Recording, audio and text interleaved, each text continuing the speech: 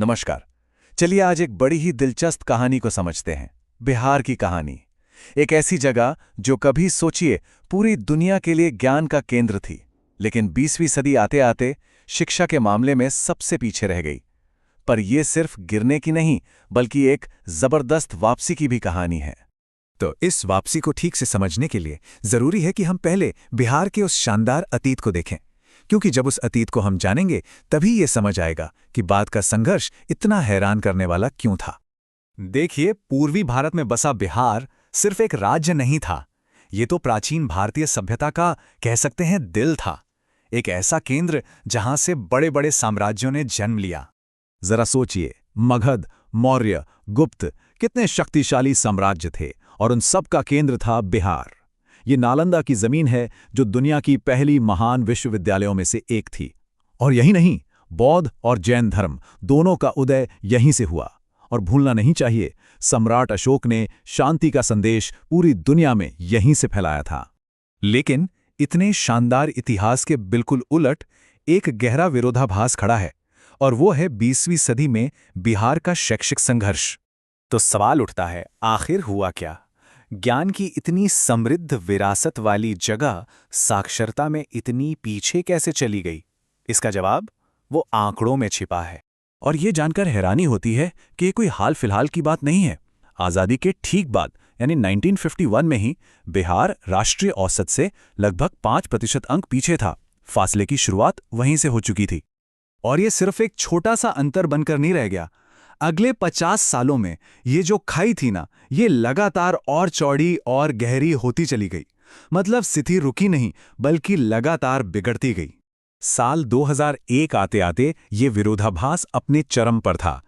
एक तरफ भारत की साक्षरता दर थी 64.84% और दूसरी तरफ बिहार की सिर्फ 47.53%। सोचकर देखिए, 17% से भी ज्यादा का फर्क। एक बहुत बड़ा अंतर।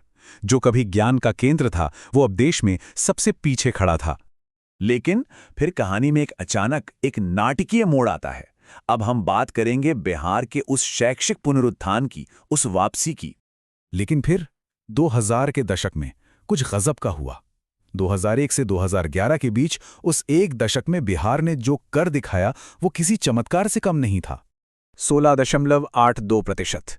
बस ये एक नंबर याद रखने जैसा है, क्योंकि ये एक नंबर पूरी कहानी पलट देता है। ये सिर्फ एक आंकड़ा नहीं है, ये 2001 से 2011 के बीच बिहार की साक्षरता दर में हुई बढ़ोतरी है। और इसकी खास बात क्या है? उस दशक में पूरे भारत में किसी भी राज्य द्वारा दर्ज की गई ये सबसे बड़ी छलांग थी। तो ये हुआ कैसे? कोई जादू नहीं था, इसके पीछे थे केंद्रित प्रयास। पहला, सरकारी पहल। सर्व शिक्षा अभियान और अक्षर आंचल योजना जैसी योजनाओं ने एक मजबूत नींव रखी। दूसरा, और ये बहुत महत्वपूर्ण था, लड़कियों को सशक्त बनाना। साइकिल और पोशाक देने वाली योजनाओं ने तो जैसे क्रांति ही ला दी। लड़कियों का स्कूल में नामांकन अचानक से बढ़ गया। और तीसरा, ध्यान सिर्फ बच्चों पर नहीं था, वयस्क शिक्षार्थियों, खासकर महिलाओं को शिक्षा से जोड़ने की भी पूरी कोशिश की गई। और इस पूरे बदलाव का एक बहुत बड़ा कारण था महिला साक्षरता में हुई जबरदस्त बढ़ोतरी।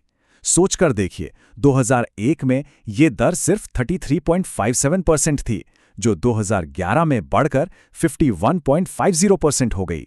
ये लगभग 20% अंकों की छलांग थी। कमाल है ना? तो इस ऐतिहासिक छलांग के बाद 2011 में बिहार की साक्षरता की तस्वीर आखिर कैसे दिखती थी? चलिए अब आंकड़ों को थोड़ा और करीब से देखते हैं। 2011 तक बिहार की कुल साक्षरता दर 63.82% पर पहुंच गई। एक नया और एक बेहतर आधार तय हो गया था। लेकिन जब हम इन आंकड़ों को लिंग के हिसाब से तोड़कर देखते हैं तो कहानी थोड़ी अलग दिखती है। पुरुषों की साक्षरता 71.2% तक पहुंच गई, जो कि एक शानदार उपलब्धि है। पर महिलाओं की साक्षरता अभी भी 51.5% पर थी। मतलब प्रगति तो जरूर हुई, लेकिन एक अहम अंतर अभी भी बाकी था, जिसे भरने की जरूरत थी। और ये कहानी सिर्फ राज्य स्तर पर खत्म नहीं होती। अगर हम और अंदर जाकर जिला स्तर पर देखें तो पता चलता है कि बिहार में साक्षरता की कहानी हर जगह एक जैसी नहीं है। ये जो फर्क है, ये आंकड़ों में साफ दिखता है। देखिए, एक तरफ हैं रोहतास जैसे जिले, जहां साक्षरता दर 73% से भी ज्यादा है। वहीं दूसरी तरफ हैं पूर्णिया जैसे जिले, जहां ये दर 51% के आसपास है। इससे साफ है कि चुनौतियां अभी भी हैं, खासकर कुछ खास इलाकों में। तो ये सारी प्रगति, ये सारी कोशिश बिहार को वापस वहीं ले आती है जहां से हमने बात शुरू की थी, अपनी विरासत को, अपनी पहचान को फिर से हासिल करना। गिरावट से लेकर एक उम्मीद भरी वापसी तक का ये सफर, ये दिखाता है कि राज्य के प्रयासों ने सकारात्मक परिणाम दिए हैं। यह बिहार की उस शैक्षिक विरासत को फिर से पाने की दिशा में एक बहुत बड़ा कदम है। तो बिहार की कहानी शिक्षा के क्षेत्र में एक जबरदस्त वापसी की कहानी है। लेकिन अब सबसे बड़ा सवाल ये है, क्या सीखने वालों की ये नई पीढ़ी अब बिहार के लिए एक आर्थिक क्रांति भी ला सकती है? इस सवाल का जवाब अभी आना बाकी है। हमारे साथ जुड़ने के लिए धन्यवाद।